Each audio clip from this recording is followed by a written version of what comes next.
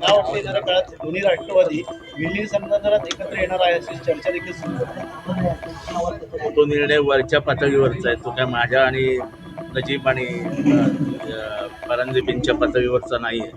त्यामुळे तो निर्णय वरती ठरणार आहे. त्याच्याबाबत इथे चर्चा करणं मला वाटतं संयुक्तिक नाही.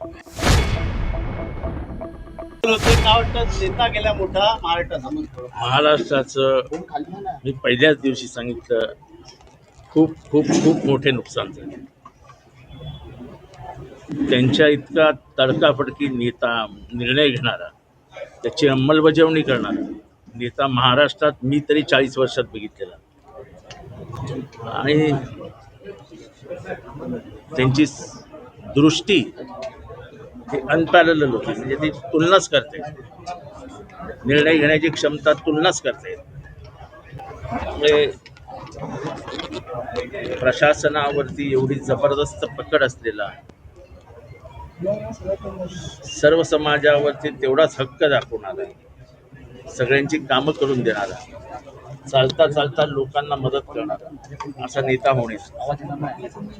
कार्यालयात आले, नजीब मुलाशी भेटले, परांजपेशी भेटले, एक जुने संबंध पूर्ण आठवण्यात काय वाटतं येणाऱ्या काळात दोन्ही राष्ट्रवादी विलीन समजात एकत्र येणार आहे अशी चर्चा देखील सुरू आहे. तो निर्णय वरच्या पातळीवरचा आहे, तो काय माझ्या आणि नजीब आणि परांजपेंच्या पातळीवरचा नाही आहे.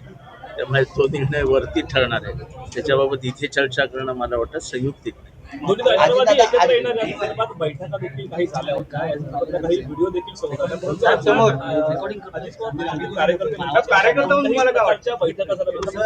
यावरती आता शरद पवारांनी देखील उत्तर दिलेलं आहे की बोलतात की जे बैठकीला उपस्थित होते त्यांना बैठकीबद्दल माहितीच कशी असावी. एकंदरीत काय वाटतंय? खरं तर वरच्या पातळीवरती हा विषय सोडवावा. मला काय माहिती आहे हे मी बोलणं मला माझ्या स्वभावात बसत नाही. विलिनीकरण होणार होतं हे 2000% सत्य आहे. आता ह्याच्यावरती कोणाचं काय ह्याच्यावरती चर्चा करणं मला योग्य वाटतं. नजीबुल्ला यांनी आपल्याला सत्य परिस्थिती सांगितलेली आहे. नेमकं कशा पद्धतीने अजितदादा यांचा दुर्दैवी जो प्लेन क्रॅश झालेला आहे, नेमकं किती वाजता घटना झालेली आहे, कसं झालंय? आता हे सगळं तुम्हाला माहिती आहे, किती वाजता झालं, काय झालं. आता त्याच्यावरती आजच्या दिवशी जेव्हा आम्ही अस्थीचं दर्शन घ्यायला आलेलो आहे, एक दुःखाचं सावट सगळ्यांच्या मनावर आहे. अशा वेळेस किती वाजता झालं, मग ते कसं झालं, मग तो पायलट कोण होता, हे काही प्रश्न योग्य नाही. सर, अजितदादांच्या मंत्रिमंडळात आपण काम केलेलं आहे याआधी देखील. काय नेमक्या आठवणी होत्या? आपण मी सांगितलं ना की निर्णय घेण्याच्या बाबतीत त्यांचा हातच कोण पकडू शकत नाही.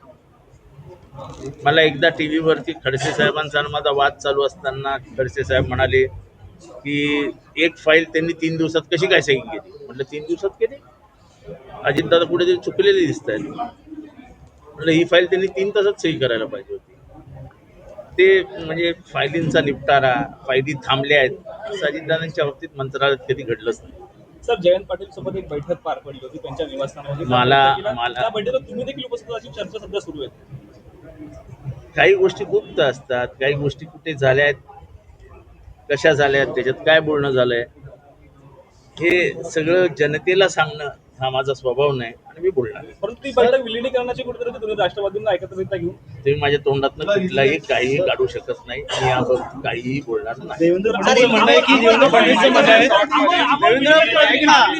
फडणवीसचं म्हणणं आहे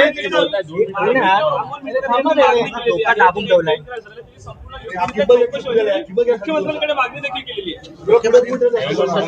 अमोल मटकरींनी आपलं काम केलं, त्याच्यावरती त्यांनी काय करावं हे माझं काम आहे. देवेंद्र फडणवीसनी शरदचंद्र पवार साहेबांचे सर्व दावे फोडले. त्यांचं म्हणणं कुठलीच चर्चा झाली असते अजितदादा आम्हाला बोलले असते विलिनीकरण संदर्भात, असं त्यांनी सवाल उपस्थित. चर्चा झाली होती हे 2000% सत्य.